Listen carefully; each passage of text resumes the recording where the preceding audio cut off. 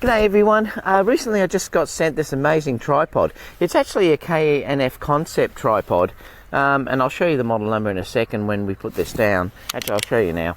The model number is here, so it's K&F Concept, and it's the Thunder, and it's TC2634. And it's interesting how they got the Thunder, and you've got the lightning that's sort of coming through these blue veins that you can sort of see here.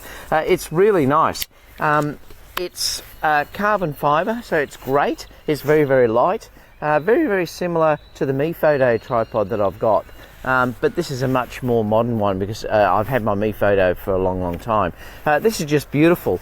Folds up really nice and small again, as you can see here. It does also have a monopod on here as well, that you can just screw this monopod off and then attach the head to it as well, so that's completely independent. And it's really nice. So what I'll do is I'll put it down so we can have a look at the features of this tripod. Now, to move it down, all you do is you just bring it down. These have locking little mechanisms that you can see on the here that you can just move, and they can go into any shape that you like. So I'll just move those into position. They do click to let you know that they are in the right spot, and then obviously you can undo this part and then put that down. Now, to lower the tripod, these are just your normal screw type legs. So you can raise the height of the head like this, or the center column, and it gives you an idea about the height that this will actually go. And if you look at the top center column here, so there is a locking mechanism right here that if you turn this off, you can then rotate it and obviously go around 360 degrees. So that's good if you're doing panos and things like that. There are on this multiple levels. If we look, there's one actually here, so you can get a level off this, and if you take the plate off, there's also another one on the top there so that you can get your level. So there are two levels on this tripod. Now, it's an Arca Swiss adapter, which is good because I use Arca Swiss for everything that I do, which is really nice. Now, this can go really quite low, so if we're looking at it in this as it is here standing up, these legs can pull right up. Alright, so if you want to put this fairly low, you can just obviously use these latches and then pull the handles up. So the camera can go down very, very low. I suppose you're limited by the length that your center column is, so that's about as low as it gets, but at least you can get nice and low down to the ground, which is another nice feature. Okay, so you can also do this under slung by putting the camera underneath that way. Then when the legs are down lower, you can get very, very close to the ground. And all you do to do that is you just undo this part of the tripod underneath here. You'll then unscrew this top part, so then the whole center column comes out. You can then go underneath here, and then you just screw this back on.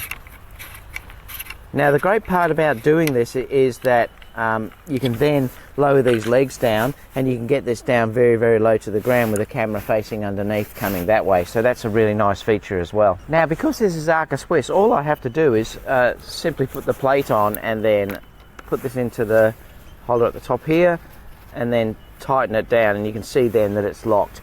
Like I said before too, now the beauty of this is I can't pan because it has that pan feature on there, which is also really nice. But what you can do with this is it will also, there's a lock at the back here, and you can do that and then tilt this so that you can get your portrait shots as well, and that can be locked in. Now, the lock for that is on this side, so the lock for that is here.